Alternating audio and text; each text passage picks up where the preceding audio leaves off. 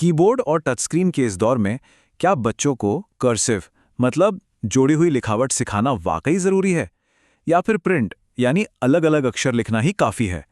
जानते हैं, ये एक ऐसी बहस है जो स्कूलों और घरों में ना सालों से चली आ रही है। तो सवाल यही उठता है कि जब हमारी ज्यादातर बातचीत डिजिटल हो रही है, तो फिर पेन और पेंसिल से लिखने के तरीके पर इतनी गर्मागर्म बहस आखिर क्यों हो रही है? क्या ये सिर्फ एक पुरानी आदत है या इसके पीछे कोई गहरा विज्ञान छिपा है? चलिए इस पूरी बहस की तह तक चलते हैं। हम इसका इतिहास समझेंगे, कर्सिव और प्रिंट दोनों के पक्ष में जो तर्क दिए जाते हैं उन्हें देखेंगे, फिर जानेंगे कि असल में आंकड़े क्या कहते हैं, और आखिर में इस सवाल पर रुकेंगे कि कलम का भविष्य क्या होने वाला है। ठीक है, तो चलिए इसमें थोड़ा और गहरा उतरते हैं। ये समझने के लिए कि हम आज यहाँ कैसे पहुंचे, हमें इतिहास में थोड़ा सा पीछे जाना होगा। देखिए, अमेरिका में लिखावट का सफर काफी दिलचस्प रहा है। पहले कर्सिव सिर्फ लड़कों के लिए थी। फिर 1800 के दशक में एक बहुत ही आर्टिस्टिक मतलब कलात्मक स्पेंसरियन स्टाइल आया, जिससे 1880 के दशक में पामर मेथड ने बदल दिया, जो काम के लिए ज्यादा बेहतर था। 20वीं सदी की शुरुआत में प्रिंट लिखावट स्कूलों में आई और 2010 में ये बहस अपने चरम पर पहुंच गई, जब कॉमन कोर मानकों ने लिखावट से ज्यादा कीबोर्डिंग स्किल्स पर जोर दिया। तो जो लोग कर्सिव सिखाने की बात करते हैं, उनका क्या कहना है? उनके तर्क सिर्फ परंपरा से नहीं जुड़े हैं, बल्कि वो तो दिमाग के विकास से जुड़े कुछ बड़े मजबूत दावे करते हैं। कर्सिव के समर्थक कहते हैं कि ये सिर्फ सुंदर लिखावट नहीं है। उनका मानना है कि अक्षरों को जोड़ने की जो लगातार गति होती है ना, वो दिमाग के दाएं और बाएं हिस्सों के बीच के न्यूरल कनेक्शन को मजबूत करती है। ये तेजी और फ्लुएंटली लिखने में मदद करता है, उंगलियों के बारीक मोटर स्किल्स को बेहतर बनाता है और यहां तक कि जानकारी को याद रखने की क्षमता को भी बढ़ाता है।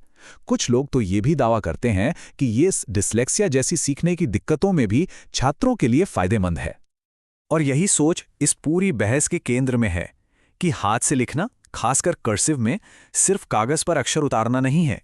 इसे एक गहरी दिमागी प्रक्रिया माना जाता है, जो सीधे तौर पर हमारे पढ़ने और समझने की क्षमता को आकार देती है। लेकिन कहानी का एक दूसरा पहलू भी है। प्रिंट लिखावट के जो समर्थक हैं, वो असल दुनिया में काम आने वाली चीज़ों और साफ सुथरी लिखावट पर जोर देते हैं और सवाल करते हैं कि क्या आज की दुनिया में कर्सिव की वाकई कोई ज़रूरत है? ये बात थोड़ी मजेदार है, लेकिन है बिल्कुल सटीक। असल दुनिया में, चाहे वो कोई सरकारी फॉर्म हो या पोस्ट ऑफिस का पता, हमसे लगभग हमेशा ही प्रिंट में लिखने को कहा जाता है। ये दिखाता है कि स्टाइल से ज्यादा साफ साफ पढ़ने में आने वाली लिखावट को प्राथमिकता दी जाती है। देखिए, दोनों स्टाइल्स की अपनी अपनी ताकत है। कर्सिव में एक नेचुरल फ्लो होता है, जिससे शब्द एक यूनिट की तरह दिखते हैं। दूसरी तरफ प्रिंट वो स्टाइल है जो हम ज्यादातर किताबों में पढ़ते हैं। ये ज्यादा आसानी से पढ़ने में आती है और जैसा कि हमने देखा, ऑफिशियल कामों के लिए ज्यादा प्रैक्टिकल है। और ये एक बहुत ही जरूरी बात है। जिन बच्चों को डिस्ग्राफिया जैसी सीखने की समस्या होती है, उनके लिए तो अक्षरों को सही ढंग से बनाना ही एक चुनौती है। अब कर्सिव में हर अक्षर को अगले से जोड़ने की जरूरत इस चुनौती को मदद करने के बजाय और भी मुश्किल बना सकती है। तो ये तो हो गए तर्क वितर्क, लेकिन इन दावों में सच्चाई कितनी है? चलिए अब सबूतों पर ध्यान देते हैं और देखते हैं कि एक वैज्ञानिक अध्ययन इस बारे में क्या कहता है। इस स्टडी में पाया गया कि प्रिंट में लिखने की औसत गति 82 अक्षर प्रति मिनट यानी एलपीएम थी। इसे अपना बेसलाइन मानकर चलते हैं। और कर्सिव के लिए औसत गति थी सिर्फ 91 अक्षर प्रति मिनट। ये आंकड़ा उस आम धारणा को सीधी चुनौती देता है कि कर्सिव हमेशा तेज होती है। यह समझना जरूरी है कि यह डेटा आया कहां से। यह स्टडी 36 छात्रों पर की गई थी, जिन्हें स्कूल में प्रिंट और कर्सिव दोनों सिखाया गया था। तो मतलब वो दोनों स्टाइल से परिचित थे। और यहीं पर नतीजे सबसे दिलचस्प हो जाते हैं। स्टडी में एक बहुत बड़ा अंतर मिला। जिन लड़कियों ने लगातार कर्सिव का अभ्यास किया, उनकी स्पीड में 5वीं से 6ठी क्लास तक काफी सुधार हुआ। वहीं जिन लड़कों ने ठीक से अभ्यास नहीं किया, उनकी स्पीड में कोई खास बदलाव नहीं आया। तो इस रिसर्च का जो मुख्य निष्कर्ष था, वो ये था कि लिखने के स्टाइल से ज्यादा जरूरी है प्रैक्टिस। महारत अनुभव से आती है, सिर्फ स्टाइल से नहीं। चाहे प्रिंट हो या कर्सिव, लगातार अभ्यास से ही स्पीड और स्किल में सुधार होता है। तो चलिए अब इस कर्सिव बनाम प्रिंट की बहस से आगे बढ़ते हैं और उस असली लक्ष्य पर ध्यान देते हैं, जो है फंक्शनल और लेजिबल लिखावट, यानी ऐसी लिखावट जो काम आए और पढ़ने में आसान हो। लेजिबल लिखावट का मतलब सीधा सा है।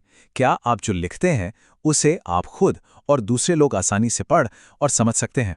दिन के आखिर में कम्युनिकेशन का यही तो असली मकसद है। अच्छी लिखावट के कुछ यूनिवर्सल नियम हैं, चाहे कोई भी स्टाइल इस्तेमाल किया जाए। अक्षरों की बनावट एक जैसी होनी चाहिए, उनका आकार सही हो, अक्षरों और शब्दों के बीच सही जगह हो और पूरी लिखावट का झुकाव एक जैसा होना चाहिए। असली चुनौती तब आती है जब हमें तेजी से लिखना होता है, जैसे क्लास में नोट्स लेते समय। उस स्पीड में इन सभी चीज़ों बनावट, आकार, स्पेसिंग और झुकाव को बनाए रखना मुश्किल हो जाता है और तभी लिखावट अक्सर बिगड़ जाती है। और आखिर में ये पूरी बहस कम्युनिकेशन में हो रहे एक बहुत बड़े तकनीकी बदलाव के बारे में भी है। जब कॉमन कोर मानकों के लेखकों से पूछा गया कि उन्होंने कर्सिव को क्यों शामिल नहीं किया, तो उनका जवाब सीधा था। उनका मानना था कि 21वीं सदी में छात्रों के लिए ये जानना ज़्यादा ज़रूरी है कि वो टेक्नोलॉजी का इस्तेमाल करके कैसे संवाद करें। तो हम इस अंतिम सवाल के साथ इस विश्लेषण को खत्म करते हैं। जैसे जैसे हम कलम और कागज से कीबोर्ड और स्क्रीन की ओर बढ़ रहे हैं, हम सुविधा और स्पीड के लिए किन दिमागी और मोटर स्किल्स को पीछे छोड़ रहे हैं। ये एक ऐसा सवाल है जिस पर हम सभी को सोचना चाहिए।